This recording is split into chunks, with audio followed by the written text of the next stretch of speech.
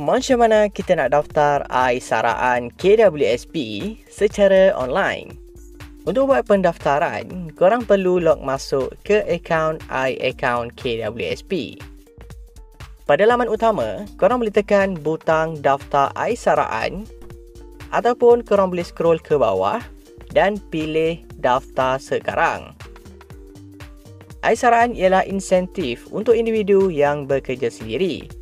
Korang boleh terima 20% insentif yang bernilai RM500 sekiranya korang ada buat caruman sukarela. Untuk mendaftar, tekan butang daftar iSaraan. Mula sekali, pilih jenis pekerjaan ataupun profession. Sekiranya tiada, korang boleh pilih lain-lain dan nyatakan jenis pekerjaan. Akhir sekali, baca terma dan syarat dan tekan butang setuju. Selepas dah berjaya mendaftar, korang dah boleh mula buat caruman sukarela minimum RM10 untuk dapatkan insentif iSaraan.